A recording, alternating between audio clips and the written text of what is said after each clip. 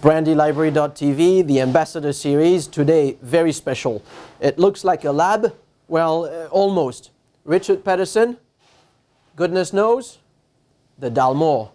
Hi, how are you? Slanjiva. Slanjiva. So now, this is quite busy. Of course, everybody knows Dalmore. Right. What people might not know is what is behind Dalmore. Okay. What it means to cook these things. To cook? No, and to blend them together. Don't use the word cook. We First talk about preparation. We talk about, it's taken years to create this single malt. This is not how to boil an egg 101. This is a bit deeper.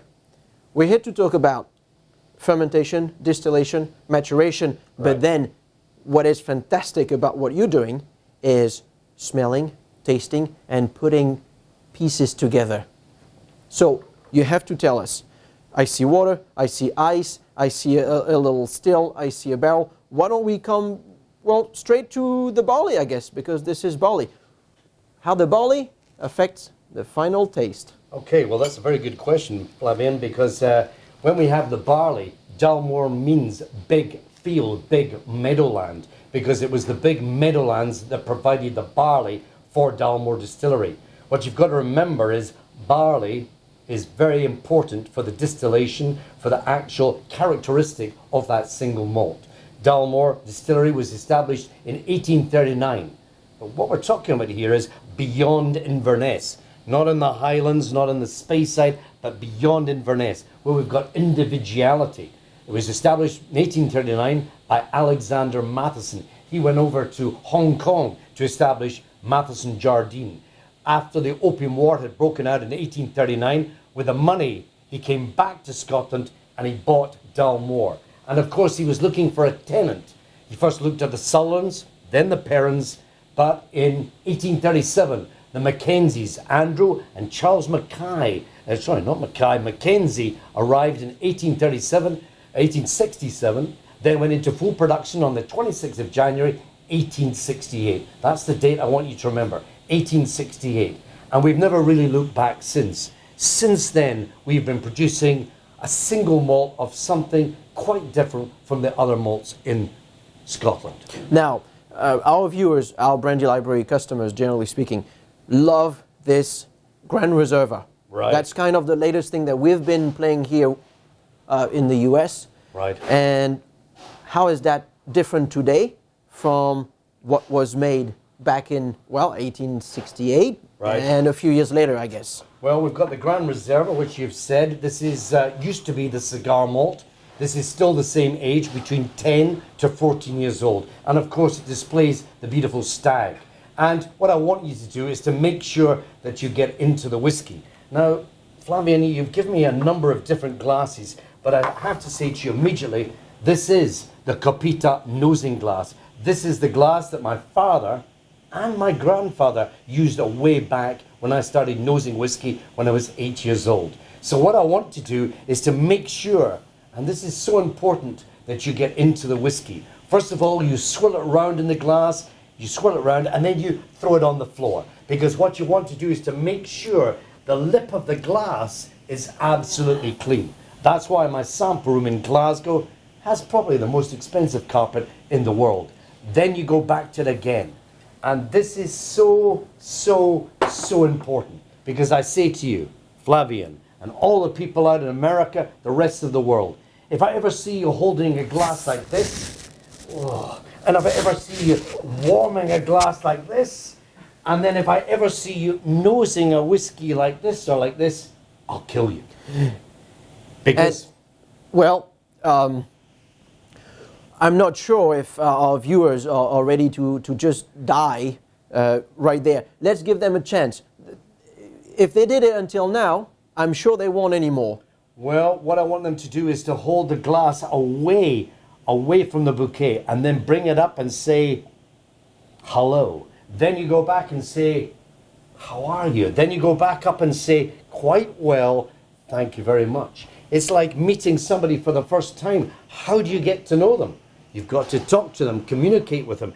As you talk to them, their personality, their character comes out. Same with the whiskey. So when you come up and say, hello, the alcohol hits your nose first. You want to get into it and say, how are you? And then it opens up like a woman's perfume. 26 different nuances. But when it comes to Dalmore, when you nose it, remember, moving it from one part of the nostril to the other, very slowly. And what you see, you'll see orange, citrus, cinnamon, coffee, spice, and that lovely chocolate notes as you start to get into the whiskey. But you want to taste it properly. So what do? You pick up a jug. But don't pick up a jug like that. You must pick up a jug with your hand actually in the water, actually testing the water, because you want to make sure it's extra cool. Because many barmen throughout the world stick it under a tap. It's a hot tap and it ruins the whiskey. Once you've tested it, you then come back and then you add a little water to it. But don't knock it back like a cowboy. You've got to smell it. After the additional water, it's opened up. Then what you do is like this.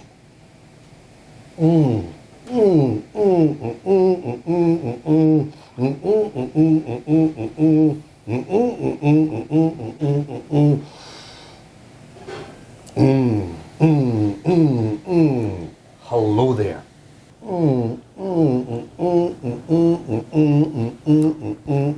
And I'm not having any of that. Not yet. But what you've got to do, the longer you keep it in the mouth, the top, underneath, that 40% will dispel. It'll be easier. And not the first taste. Remember, when you do malt whiskey, first taste is important, but it's always the second taste. The second taste is the more important. But the longer you keep it in your palate, the more you'll find it. Come on, let's just try this. I want me to pour you a glass. Oh, well, I was kind of waiting for it. Let's do it together. There's a generous measure. Thank you. And I've got a measure. Well, here. that's a generous measure in a very Scottish way. Yeah. We have to appreciate that. So when we go slangeva. Slangeva. Now what I want to look at, Flavian, as I'm looking at him just now, and let's do it again. We're talking about wine, we're talking about whiskey, and then we drink.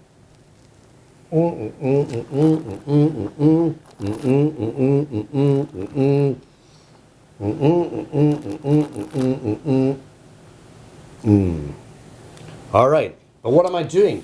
I'm looking in his eyes. Because if his eyes started to go like this, flicker, that means he's no longer talking to me. He's thinking about the strength of the whiskey. As you can probably see from the camera, he's absolutely straight. He's not flickered. And that means the whiskey is actually shooting his palate. And therefore, he's extracting these flavors. The citrus, the cinnamon, the spice, the chocolate, the crushed almonds, they're all coming. Let's go back again. Now, this is quite a rich whiskey. This is Grand Reserva. I feel in sync with the whiskey. Absolutely. We make one.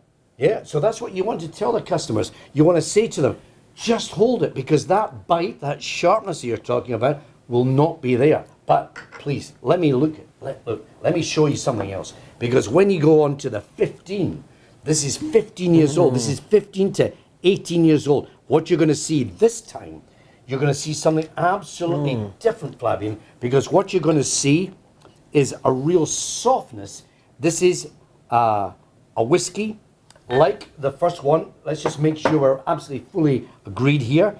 What makes this special?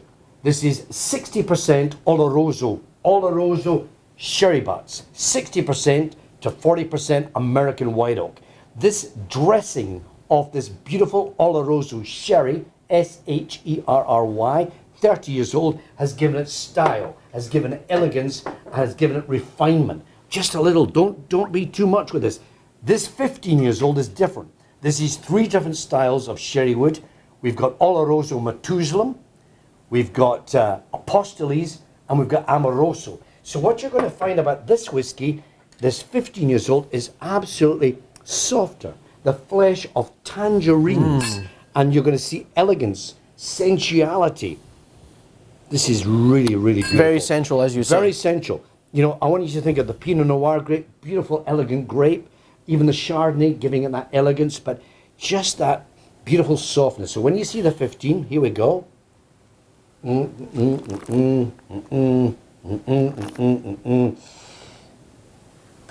really don't need the water because it's all there. Soft, elegant, sensual, finesse. We talk about in That's champagne. elegant. Very elegant. Very elegant. That's what it is to me. See the difference between the first one and the second one? Now, you've got the first one, the second one, but when you go to the 18, this is the 18 years old, you're going to see real change here. Let me just get rid of that. And remember, don't worry about the carpet because you've got, let me just make sure we've got this because I really want you to show this.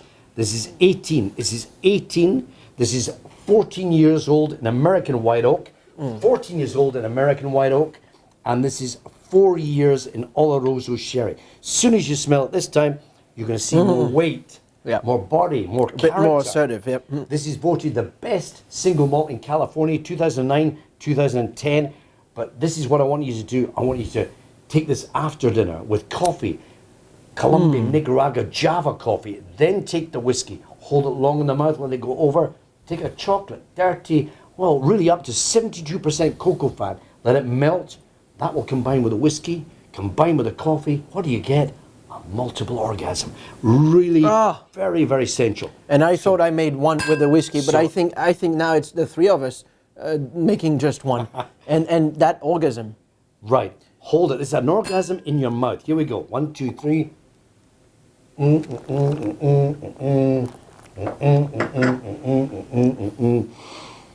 Now, when it's big in your mouth, but you Citrus. still love it so much, what does it tell me? It tells you marmalade. Marmalade spice. You don't have the marmalade on your toast. Marmalade, citrus fruits. Big impact. The fleshiness of that lovely orange coming through towards the end. Really, orange is the DNA of this Dalmore. That's what makes Dalmore extra, extra, extra special. Now, I'll tell you what I see. I see Mom in the kitchen and the jams that she made. But now, wait. Let's go backwards a bit. Okay, we talked about the barley. What does it make it special there in the fermentation tanks? No? What about the distillation? What's special All right. about it Yes. before all of these wood matters? Okay, let me make sure. The water comes from Loch Kildamarie, 12 miles away. That's important. The barley, that's important. The skill of the men, that's important. We've talked about the wood, that's important. But what you've mentioned there is the shape of the still. Because when you go to Dalmore, they're not small. They're 20 feet, 4 3/4 inches tall. They're big, they're fat, they're bulbous.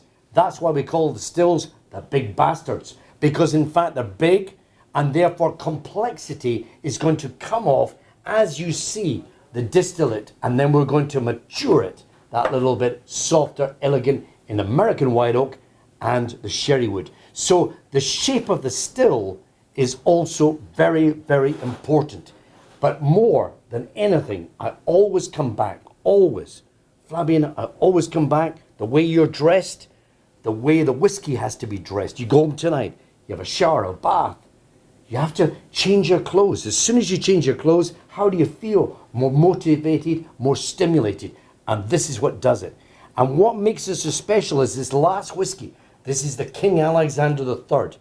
Take a good look at this. This is the only single malt in the world with not just one finish, not just two, but 6 different finishes. This whiskey is 1992. It's matured in port, Madeira, Marsala, Cabernet Sauvignon, small batch bourbon, and Methuselah sherry. 1992, maybe a year in Cabernet, maybe 3, 4, 5 years in port, Marsala 2 years, and then we bring it together. Still a single malt.